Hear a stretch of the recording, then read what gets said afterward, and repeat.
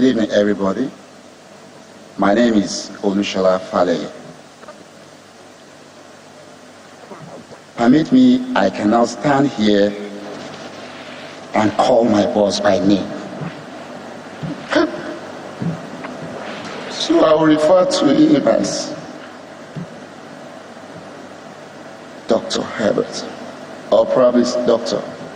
Forgive me.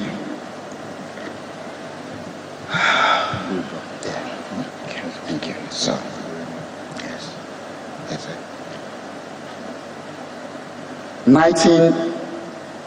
2019, or at the late part of 2018, it was a time for Access Bank to acquire Diamond Bank. Everybody was thrown into turmoil with a mind of uncertainty of what next. You know what plays out when an institution acquires the other. So the fate of the staff of the acquired institution becomes shaky. What a December. Everybody was worried. I was more worried because I didn't know what next. January, it was a Wednesday, and in the midst of my worry, I had a prayer group that we pray every night, interestingly, binding and casting that this measure is not going to work.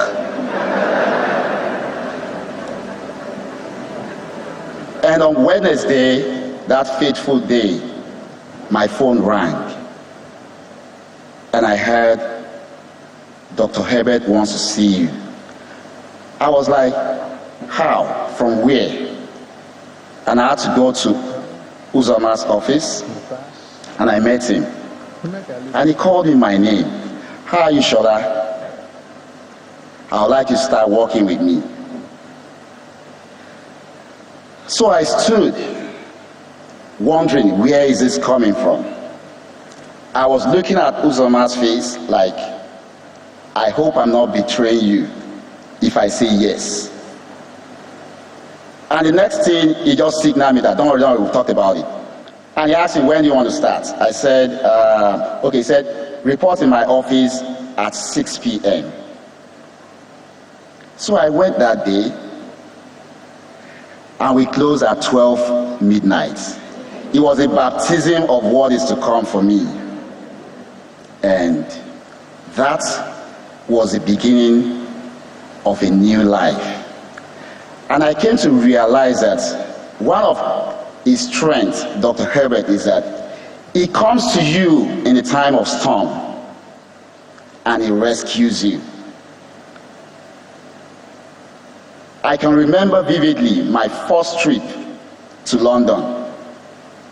How do you describe a trip that everything you imagine in a movie became a reality? I saw myself landed in Luton Airport, and immigration came in to stamp our passports. And a vehicle was waiting. I've never seen that in my life before. Only in a movie. And we came down. I was like, is that it? Guess where we're going? He had a dinner with Theresa May that day. How else do you describe a grand entry? It is only one person that can make that happen.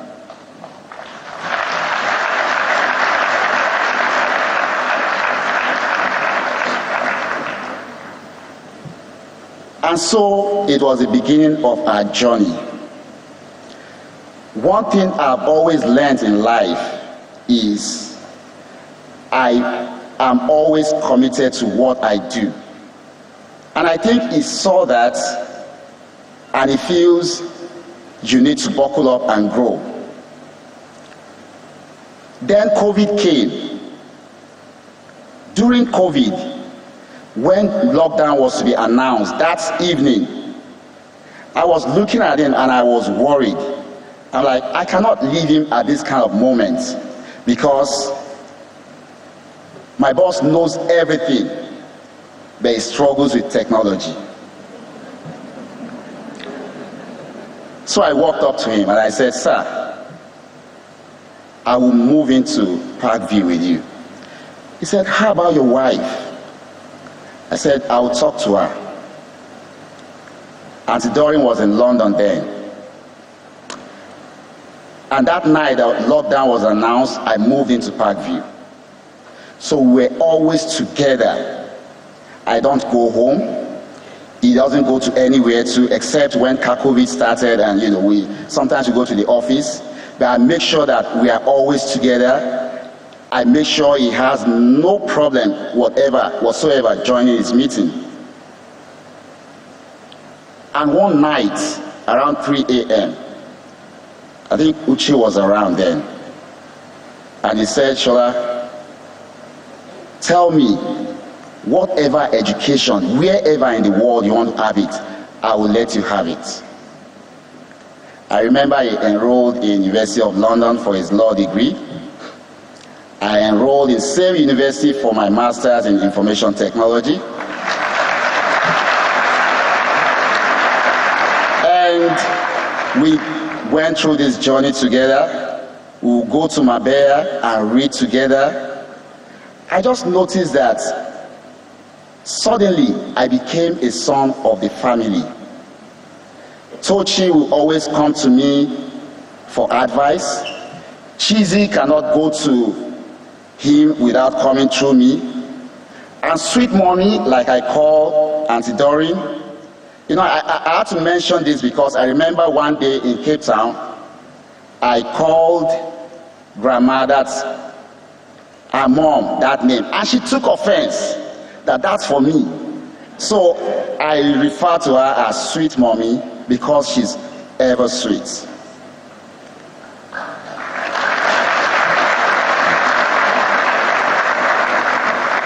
And that's the man, just one man, God threw into this generation.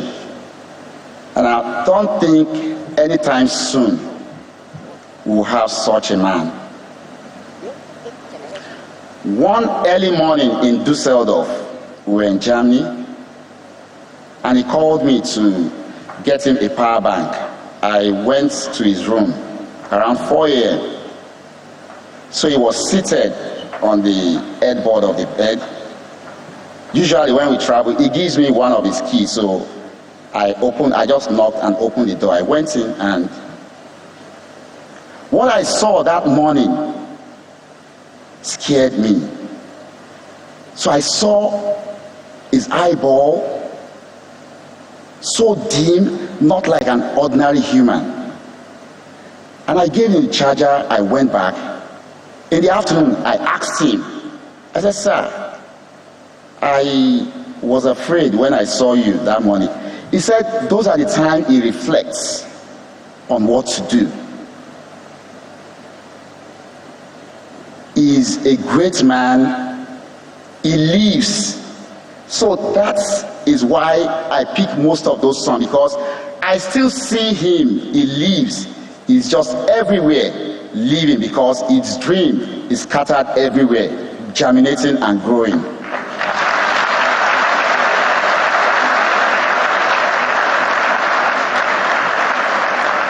Now to our journey,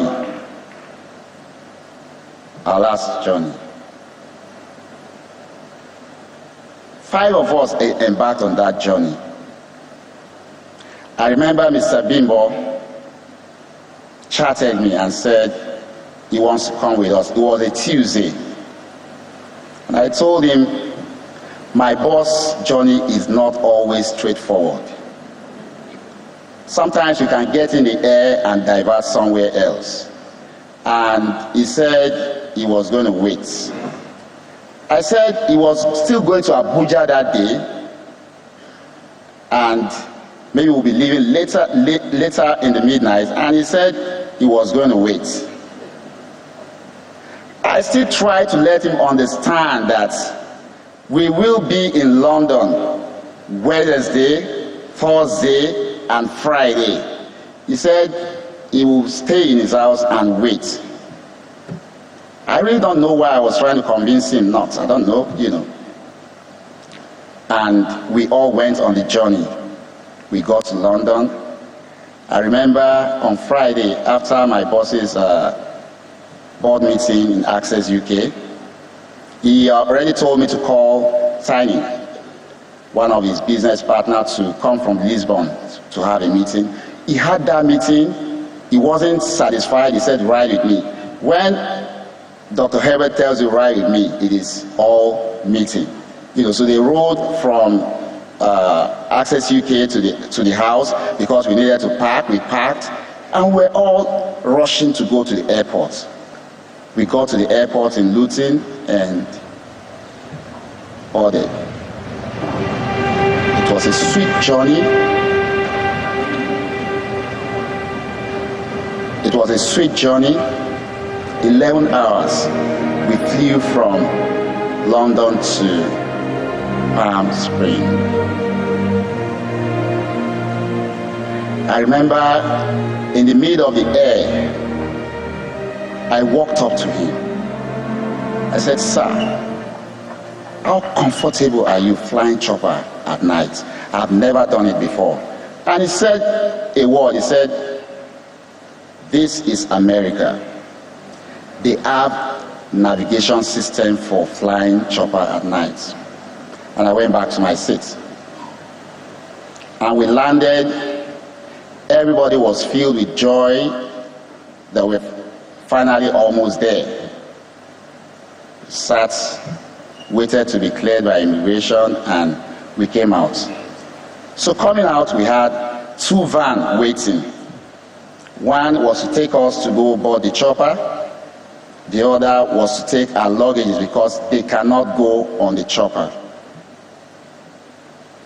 Throughout my year of working with him, I've always told myself that flying that way is not a luxury for me. I am on duty. And as they were loading the luggages, and this thought started playing in my mind that, okay, you will fly chopper, 1 hour you're there. The next 3.5 hours, the luggages are not going to come. Will I go to bed? No. I still have to sit down and wait for those luggages to come. And I'm like, so why not just go with the luggages and get there and deliver to him and others in the room? Like I said, I always reason in the line of duty. And I walked up to him. I said, sir, I think it's safer and will be secure for me to just ride and bring the luggage to you. He said, brilliant idea.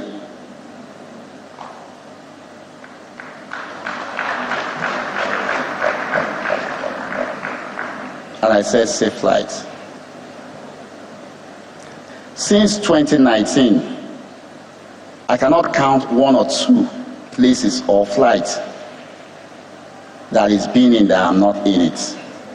We are always together. I can recall, Madam will always tell anybody, if you need to talk to my husband, look for Shola. They build that trust, they build that confidence in me. And I drove off, and they went to board. 2.5 hours into my own journey, I was a bit sleepy in the car. So at exactly 10:09, mind you, the chopper went down at 10:08. At 10:09, something just pricked me, and I picked up my phone. I'm like, they should have landed, in my own estimation, and I called him first. It wasn't ringing. I called Madam. It didn't ring. She asked 3 numbers. I called the 3 numbers. I called Cheesy. or Mr. Bimbo. So I started sweating in the car. I was afraid. I was still on the road going to Vegas, and I tried to reach Mr. Ike. I guess, he just arrived. He arrived earlier than us, and he was sleeping. I kept calling. I couldn't reach him.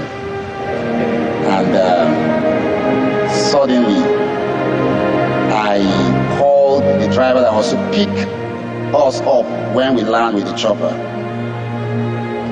If you notice, I still refer to us, because every time I still see myself flying with them. And he said 30 minutes ago